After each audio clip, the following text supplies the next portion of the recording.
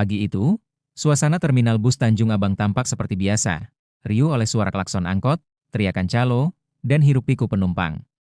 Namun, di balik keramaian tersebut, sedang berlangsung operasi rahasia yang sudah direncanakan sejak berminggu-minggu. Polda Metro Jaya telah menerima puluhan laporan dari sopir angkutan umum dan pedagang kaki lima yang mengaku diperas oleh seorang oknum polisi berinisial Bribka S, yang sering mangkal di terminal itu. Modusnya? Mengancam akan menilang atau menyita barang dagangan dengan dalih tak punya izin. Lalu, menawarkan jalan damai dengan sejumlah uang. Laporan demi laporan membuat tim Intel mulai menyusun strategi.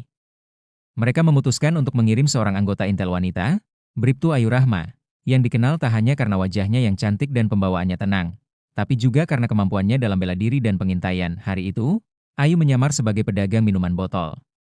Dengan kerudung lusuh, rompi kumal, dan gerobak tua, tak ada satupun yang menyangka bahwa di balik penampilan sederhananya, dia adalah bagian dari operasi penting. Kamera tersembunyi disematkan di gerobaknya, dan rekannya dari tim pengintai sudah menempati posisi masing-masing, mengawasi dari kejauhan. Jam menunjukkan pukul 8.30 ketika bayangan Bribka S mulai tampak dari kejauhan. Tubuhnya tegap, mengenakan seragam lengkap namun tidak resmi bertugas, tanpa nama, tanpa papan dinas. Wajahnya terlihat sinis saat matanya menyapu terminal. Mencari mangsa hari ini. Ayu menghela napas dalam hati. Saatnya dimulai, gumamnya pelan, sambil pura-pura merapikan botol-botol minuman di gerobak. Apakah kamu ingin saya lanjutkan ke bagian 2 sekarang? Atau kamu ingin beri arahan khusus dulu untuk kelanjutannya? Bribka S melangkah santai namun penuh kepastian. Dia sudah terbiasa berburu di terminal ini. Orang-orang mengenalnya sebagai sosok yang tidak segan bertindak kasar jika permintaannya tak dipenuhi. Wajah-wajah pedagang langsung tertunduk begitu melihat sosoknya datang. Ayu pura-pura tidak melihat. Ia terus menatap botol dan menunduk, menunggu saat yang tepat. Tapi insting Bribka S tajam.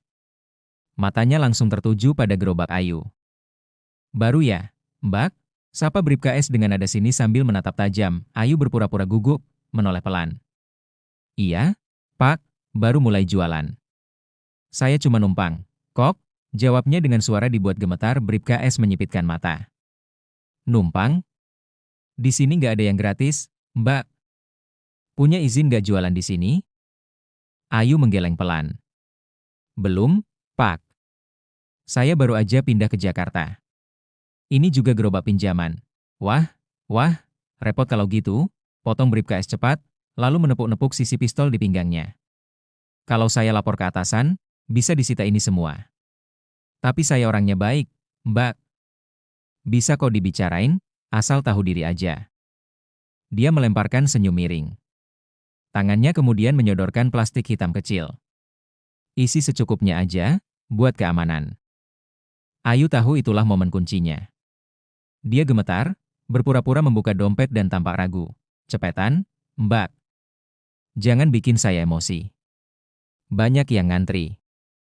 Tiba-tiba, dari arah radio komunikasi di telinga Ayu, terdengar suara pelan. Target jelas. Lanjutkan fase 2. Ayu menunduk lebih dalam, memasukkan uang palsu ke dalam plastik. Lalu dengan cepat, ia mengangkat wajah, tatapannya berubah drastis. Dingin. Fokus, Bribka S, Anda tertangkap basah sedang melakukan pemerasan kepada warga sipil. Anda dalam pengawasan langsung Polda Metro Jaya. Jangan bergerak. Bribka S terkejut. Apa? Kamu siapa? Dia mundur selangkah, lalu mencoba menggapai pistolnya. Terlambat, dengan satu gerakan cepat, Ayu mengayunkan kakinya, tendangan ke arah dada Bribka S telak menghantam. Tubuh pria itu terhempas ke belakang, menghantam gerobak sebelah dan jatuh tersungkur ke tanah. Orang-orang di sekitar spontan berteriak. Tubuh Bribka S masih terkapar di aspal. Ia meringis kesakitan, memegangi perutnya, masih belum sepenuhnya sadar dari tendangan keras yang barusan mendarat di tubuhnya. Sekelilingnya mulai heboh. Pedagang, sopir, dan penumpang yang tadinya diam tak berani bersuara, kini mulai berdatangan, penasaran sekaligus kaget. Beberapa dari mereka berseru, "Wah, itu kan si tukang pala itu. Kena juga akhirnya. Gila, itu cewek yang nendang? Serem banget." Sementara itu, dari beberapa sudut terminal, muncul beberapa pria dan wanita berpakaian preman, anggota tim gabungan dari Subdit Propam dan Intel Polda. Mereka langsung mengepung lokasi, menunjukkan kartu identitas sambil meminta warga menjauh. Seorang pria bertubuh besar, mengenakan rompi bertuliskan Propam, menghampiri Ayu. Kerja bagus, Bribtu Ayu. Kita amankan sekarang, ucapnya sambil memberi isyarat kedua anggotanya untuk memborgol Bribka S, yang mulai sadar situasi, berusaha memberontak. Hei! Hei! Saya ini polisi. Kalian gak bisa sembarangan. Mana surat perintahnya? Salah satu anggota menunjukkan dokumen penangkapan dan langsung membacakan hak-haknya sebagai anggota yang sedang diperiksa karena pelanggaran berat kode etik dan pidana umum. Kami sudah mengantongi bukti rekaman pemerasan yang Anda lakukan selama 3 bulan terakhir. Termasuk 5 laporan warga dan 2 rekaman kamera tersembunyi. Anda tidak sedang dalam tugas resmi. Segala tindakan Anda adalah pelanggaran serius. Wajah Bribka S mulai pucat dari kejauhan, beberapa pedagang yang biasanya diam, kini bersorak. Akhirnya keadilan datang juga. Selama ini kita ditindas, sekarang dia yang ditangkap. Ayu memandang sekeliling. Walau napasnya masih sedikit terengah, ia tersenyum tipis. Dalam hati, ia tahu, ini baru permulaan. Terminal ini hanya satu dari sekian tempat yang menjadi ladang pemerasan oleh oknum-oknum nakal. Beberapa jam setelah penangkapan Bribka S, video detik-detik kejadian yang terekam dari kamera tersembunyi dan ponsel warga langsung viral di media sosial. Judul-judul clickbait bermunculan. Cewek cantik ini tendang oknum polisi sampai tersungkur. Ternyata intel Polda Metro. Aksi nekat Bribtu Ayu, bongkar modus pemalakan di terminal. Netizen, lebih berani dari film action. Komentar membanjiri setiap unggahan. Respect banget sama Mbak Ayu. Perempuan bisa, kalau punya nyali dan akal. Baru kali ini lihat penegak hukum ditindak sama penegak hukum lain. Salut. Akhirnya si Bang itu kena batunya. Di tengah hebohnya dunia maya, Ayu duduk di ruang evaluasi bersama timnya. Masih mengenakan pakaian penyamaran, ia menatap layar monitor yang memutar ulang aksinya tadi pagi. Beberapa perwira senior yang hadir pun tak bisa menyembunyikan ekspresi kagum mereka. Komandan Intelijen Wilayah, AKBP Dimas, menepuk pundaknya, luar biasa, Ayu. Bukan cuma penyamaranmu yang berhasil, tapi cara kamu kendalikan situasi juga patut dicontoh. Dalam waktu seminggu, kita akan rilis resmi soal operasi ini. Tapi untuk sementara, kamu jadi bahan pembicaraan di mana-mana. Ayu tersenyum canggung. Saya cuma menjalankan tugas, Pak. Dimas tertawa kecil. Iya, tugas, tapi kamu menjalankannya lebih dari sekadar biasa. Dan sepertinya masyarakat butuh sosok seperti kamu sekarang. Berani, tegas, dan bersih. Di sisi lain, berita tentang Bribka S menjadi tamparan keras bagi institusi. Kepala Divisi Propam langsung mengadakan konferensi pers, menyatakan bahwa penyelidikan akan diperluas untuk mengungkap jaringan yang lebih besar. Karena Bribka S diduga bukan bekerja sendirian, Ayu mulai menyadari, aksinya hari ini bisa memicu perubahan yang lebih besar. Tapi juga, membawa risiko yang tak kecil. Hari berganti. Meski publik memuji aksi Ayu, tidak semua pihak senang dengan keberhasilannya. Di balik layar institusi, ada suara-suara yang mulai berbisik, beberapa karena malu, beberapa karena takut rahasia mereka akan ikut terbongkar. Bribka S, saat diinterogasi oleh penyidik Propam, sempat menyebut beberapa nama. Dugaan keterlibatan oknum lain, bahkan yang berpangkat lebih tinggi, mulai menyeruak. Itu membuat beberapa pejabat gelisah. Sementara itu, Ayu kembali ke rutinitas, meskipun tidak lagi menyamar. Rekan-rekan sejawat mulai bersikap berbeda. Ada yang kagum, tapi tak sedikit yang menunjukkan sikap sinis. Gaya banget sekarang, Mbak Intel viral, celetuk seorang anggota dengan nada menyindir saat di ruang briefing. Ayu hanya membalas dengan senyum datar. Ia tahu, ini bagian dari risikonya, tapi sesuatu yang lebih mengkhawatirkan terjadi malam itu. Saat Ayu hendak pulang dari markas, ia menemukan sepucuk kertas diselipkan di bawah wiper motornya. Isinya singkat, namun jelas. Berhenti cari masalah. Diam, atau kamu berikutnya yang hilang. Ayu terpaku. Tangannya mencengkeram helm, matanya menyisir sekeliling parkiran. Gelap, sepi, terlalu sunyi. Ia tahu pesan ini bukan main-main. Tak lama kemudian, ponselnya bergetar. Sebuah pesan anonim masuk. Bukan cuma S yang main di terminal itu. Kamu korek lebih dalam, bisa-bisa kamu yang dikorbankan. Ayu menatap layar ponselnya lama. Dalam hati, ia merasa marah, bukan karena takut, tapi karena kebenaran selalu saja diancam oleh yang merasa terganggu. Tapi satu hal pasti, ia tidak akan mundur. Di waktu yang sama, Komandan Dimas menerima laporan dari tim siber bahwa Ayu telah menjadi target pengintaian oleh akun-akun gelap. lindungi dia, perintah Dimas pada asistennya. Dan cari tahu, siapa yang paling terganggu dengan penangkapan Bribka S. Operasi yang tadinya dianggap selesai, kini membuka pintu ke sarang yang lebih gelap dan lebih dalam. Keesokan harinya, Ayu tidak langsung kembali ke markas.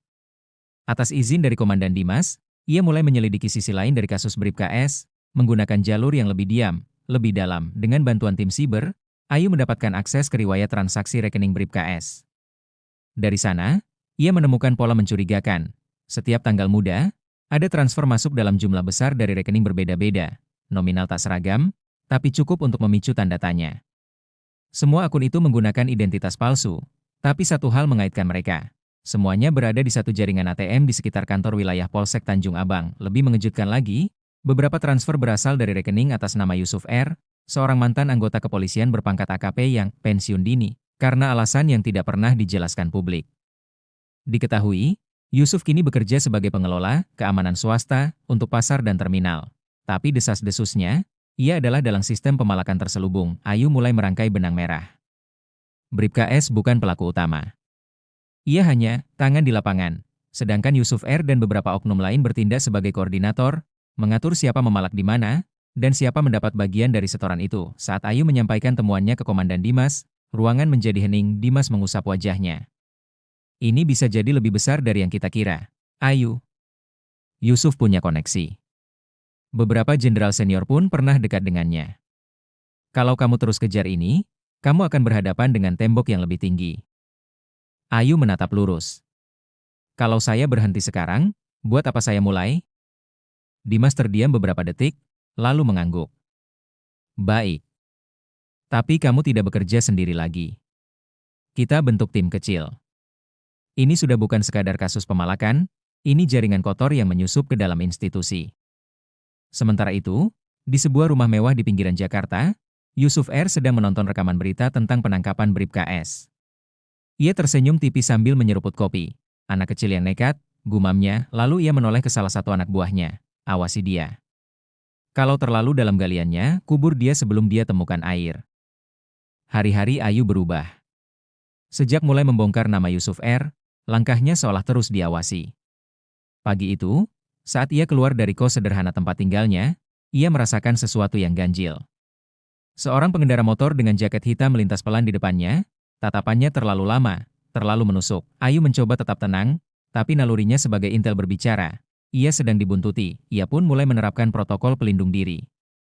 Mengubah rute ke kantor, memakai kendaraan berbeda, bahkan sesekali menghilang dari radar. Namun, bayangan itu tak benar-benar hilang. Di markas, Ayu dan tim kecil yang dibentuk oleh Komandan Dimas mulai memetakan jaringan Yusuf R. Mereka menemukan bahwa sistem ini tidak hanya bermain di terminal, tapi juga pasar tradisional, warung pinggir jalan, bahkan sektor parkir liar. Puluhan orang terlibat. Beberapa di antaranya tercatat masih aktif berdinas. Malam itu, Ayu dan dua anggota timnya melakukan pengintaian di sebuah rumah makan kecil di daerah Cempaka Putih. Menurut Intel, rumah makan itu adalah tempat Yusuf sering mengadakan pertemuan tak resmi. Ayu duduk di mobil tanpa plat dinas, mengenakan hoodie dan topi. Ia memperhatikan dari jauh, menggunakan kamera dengan lensa panjang. Tak lama kemudian, sebuah mobil SUV hitam berhenti di depan rumah makan. Turunlah Yusuf R, tubuh besar, langkah tenang, senyum penuh percaya diri. Ia tak datang sendiri. Di belakangnya, seorang pria berseragam, berpangkat kompol, turun sambil membawa map coklat. Kompol Andika, gumam Ayu pelan. Dia dari Polres, Bribtu Wahyu, rekan timnya, ternganga. Berarti ini sudah masuk ke jajaran atas, Yu. Kita benar-benar sentuh sarang lebah.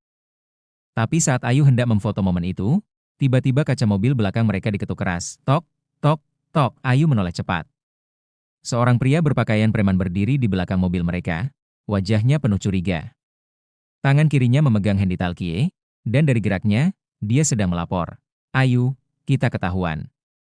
Mundur sekarang, teriak Wahyu sambil menyalakan mesin mobil. Mereka tancap gas, namun mobil pengintai lain terlihat mulai mengikuti dari belakang. Kejar-kejaran singkat terjadi di gang sempit daerah Kemayoran, hingga akhirnya Ayu dan tim berhasil lolos dan masuk ke dalam garasi rumah aman yang sudah dipersiapkan. Napas mereka terengah. Keringat bercucuran. Tapi Ayu tetap menggenggam kamera di tangannya. Minimal, kita punya wajahnya. Sekarang kita tahu siapa saja yang harus disingkirkan satu persatu. Setelah pengintaian yang nyaris gagal, Ayu dan timnya tidak lagi bisa bersikap pasif. Bukti foto pertemuan Yusuf R. dan Kompol Andika menjadi kunci untuk melangkah ke tahap selanjutnya. Penyergapan besar-besaran, Komandan Dimas menyetujui rencana tersebut. Dalam rapat tertutup di ruang Intel, diputuskan untuk melakukan operasi sapu bersih, menargetkan 3 titik serempak, markas pengelolaan keamanan fiktif milik Yusuf, rumah mewahnya di Bekasi, dan pos koordinasi lapangan yang digunakan sebagai tempat setoran uang hasil pemerasan. Ayu diberi tanggung jawab sebagai ketua tim lapangan di titik rumah mewah Yusuf. Namun tanpa sepengetahuan mereka, di dalam tim kecil itu, ada satu orang yang tidak sepenuhnya setia. Bribda Iqbal, anggota termuda yang baru saja ditarik dari unit lain, ternyata memiliki hubungan dekat dengan salah satu kaki tangan Yusuf. Ia diam-diam menyampaikan info pergerakan operasi lewat pesan transkripsi. Malam penyergapan, tim Ayu bersiap di luar rumah Yusuf, mengenakan rompi gelap tanpa logo, bersenjata lengkap. Di dalam mobil komando, Ayu memberi briefing terakhir. Begitu saya kasih aba-aba, kita masuk dari 2 sisi. Fokus cari dokumen, rekaman CCTV internal, dan komputer pusat. Jangan tembak kecuali dalam kondisi darurat. Tangkap hidup-hidup. Tim mengangguk. Tapi Iqbal, di kursi belakang, diam dan gelisah. Pukul 23.47, Ayu memberi aba-aba. Tim bergerak masuk. Pintu belakang dijebol, dan suara perintah keras menggema di seluruh ruangan. Polisi! Semua tangan di atas kepala. Jangan bergerak. Penggerebekan berlangsung cepat. Beberapa orang berhasil ditangkap, termasuk asisten pribadi Yusuf. Tapi, pria itu sendiri tidak ada di lokasi. Clear lantai 2. Clear garasi. Ruang kerja kosong, bos. Ayu masuk ke ruang kerja Yusuf. Komputer di meja masih menyala. Ia mendekat, mencoba membuka file dokumen, tapi saat itu, listrik pada mendadak, gelap total. Tak lama kemudian, suara ledakan kecil terdengar dari arah belakang rumah. Sebuah hard disk eksternal meledak di dalam brankas yang dipasangi bom waktu kecil. Jelas disengaja untuk menghapus bukti. Dia tahu kita datang, gumam Ayu, rahangnya mengeras. Sementara itu, dari pos komando, Dimas mendapat kabar buruk. 2 dari 3 titik penyergapan gagal total. Di titik pos setoran, para pelaku telah menghilang beberapa jam sebelum penyergapan dimulai. Ada informasi bocor, Dimas menatap daftar nama tim kecil mereka, dan matanya tertuju pada satu nama, Bribda Iqbal. Ayu menerima kabar tersebut sepulang dari lokasi. Ia terduduk di tangga depan rumah aman. Napas berat. Matanya tajam, penuh kemarahan, kita dikhianati, ucapnya pelan. Dan itu berarti permainan ini belum selesai. Setelah kebocoran operasi yang nyaris menghancurkan seluruh penyelidikan, suasana di markas menjadi panas. Komandan Dimas langsung menarik Bribda Iqbal untuk diinterogasi. Di bawah tekanan dan bukti kuat, Iqbal akhirnya mengaku bahwa ia telah memberi informasi penyergapan kepada kaki tangan Yusuf karena dijanjikan promosi dan uang besar. Yusuf tahu semuanya. Dia selalu satu langkah di depan, kata Iqbal dengan wajah pucat. Tapi dia belum pergi jauh, tambahnya. Dia ada di sebuah villa di puncak. Sementara. Tapi dia bersiap kabur ke luar negeri. Tak ada waktu untuk menyusun tim besar. Komandan Dimas membuat keputusan cepat. Ayu, kamu pimpin tim kecil. Bawa hanya 2 orang. Kita tak bisa percaya banyak orang sekarang. Ini harus cepat dan diam. Ayu mengangguk. Di matanya, bukan hanya tugas yang mendorongnya kali ini, tapi kemarahan pribadi. Yusuf telah mempermainkan hukum, menghancurkan kepercayaan publik, dan mencoba membungkam dirinya. Dini hari, puncak pukul 3.17 WIB, kabut tebal menyelimuti villa mewah yang berada di atas bukit. Dari kejauhan, lampu sorot kecil terlihat di balkon lantai 2. Ayu, bersama Bribtu Wahyu dan Bribka Lina, mendekat melalui semak belakang. Mereka menggunakan jalur tanpa kamera pengawas, posisi target kemungkinan besar di ruang kerja lantai atas, bisik Ayu sambil memberi isyarat tangan. Ketiganya masuk lewat jendela samping. Tidak ada alarm, Yusuf terlalu percaya diri. Saat mencapai tangga, suara langkah kaki terdengar dari atas. Ayu memberi sinyal berhenti. Detik berikutnya, 2 orang pria keluar dari ruangan dan langsung dihadang oleh Wahyu dan Lina. Mereka dilumpuhkan cepat, senyap Ayu melangkah naik. Tangan kirinya menggenggam pistol, kanan memegang borgol di balik pintu ruang kerja. Yusuf R. Ia berdiri membelakangi jendela besar, mengenakan kemeja santai dan memegang segelas anggur. Aku tahu kau datang, katanya tenang. Aku tahu kamu terlalu keras kepala untuk mundur. Ayu menodongkan senjata. Permainanmu selesai, Pak Yusuf. Turun tangan, sekarang. Yusuf hanya tertawa kecil. Kamu pikir semua ini akan berhenti kalau aku ditangkap? Sistemnya sudah berjalan terlalu lama. Kamu cuma potong ujung es. Besok, aku digantikan. Kamu tetap akan dilupakan. Ayu melangkah maju. Mungkin. Tapi hari ini, kamu tetap saya bawa pulang. Yusuf perlahan meletakkan gelasnya. Tapi saat tangan kirinya turun, ia merogoh ke balik sabuk, mencoba ambil pistol kecil Dor. Tembakan Ayu melesat cepat, mengenai bahu kiri Yusuf. Ia terjatuh, mengerang, senjatanya terlempar. Kesempatan itu sudah kamu buang, ucap Ayu dingin. Ia memborgol Yusuf, lalu memberi kode ke Wahyu lewat radio. Target berhasil diamankan. Minta backup medis. Pastikan bukti di komputer atas aman. Saat Yusuf diangkut ke mobil tahanan, warga villa sekitar mulai berdatangan, sebagian merekam, sebagian bersorak. Sementara itu, Ayu menatap langit puncak yang masih gelap. Matanya tak berkedip, ini bukan akhir. Tapi ini kemenangan pertama yang berarti. Penangkapan Yusuf R menjadi berita nasional, media membanjiri halaman utama dengan tajuk. Dalang jaringan pemalak oknum polisi ditangkap. Intel cantik jadi tokoh utama operasi bersih-bersih. Video penangkapannya tersebar luas. Wajah Ayu, walau kabur dalam banyak fotage, menjadi simbol harapan baru di tubuh kepolisian. Publik menyambutnya dengan antusias, tapi di balik layar, pekerjaan masih belum selesai. 3 minggu kemudian sebuah sidang etik dan pidana internal digelar secara tertutup di Mabes Polri. Yusuf R akhirnya membuka mulut, membeberkan nama-nama petinggi dan oknum aktif yang terlibat dalam jaringan pemerasan terminal, pasar, dan parkir liar. Ada 15 nama disebut. Sebagian ditahan, sebagian diberhentikan dengan tidak hormat. Komandan Dimas menerima penghargaan resmi dari Kapolri. Tapi ia tahu siapa yang paling layak menerimanya. Dalam rapat kecil di ruang kerjanya, ia menyerahkan map coklat berisi surat penghargaan dan promosi. Bribtu Ayu Rahma, kamu bukan hanya naik pangkat. Kamu juga ditawari posisi sebagai pelatih bidang intel dan investigasi di Pusat Pendidikan Kepolisian. Kalau kamu mau. Ayu terdiam. Matanya menatap map itu dalam-dalam. Terima kasih, Pak. Tapi, izinkan saya tetap di lapangan untuk sekarang. Masih banyak yang perlu dibersihkan. Dan saya belum selesai. Dimas tersenyum bangga. Baik. Tapi ingat, kamu tidak sendiri sekarang.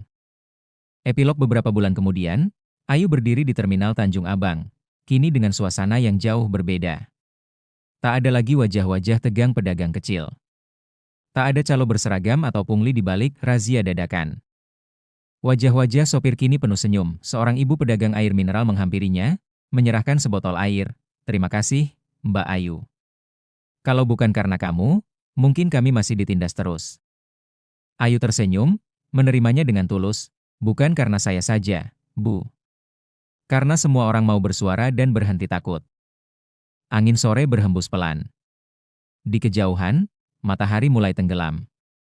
Tapi untuk Ayu, hari baru justru sedang dimulai, karena selama masih ada kegelapan, akan selalu ada yang berani membawa terang. TMAT terima kasih telah mengikuti kisah Intel Cantik Penumbang Oknum. Kalau kamu tertarik, cerita ini bisa dikembangkan jadi serial mini drama, skenario film pendek, atau novel grafis. Mau saya bantu buat versi lanjutannya? Sinopsis spin-off?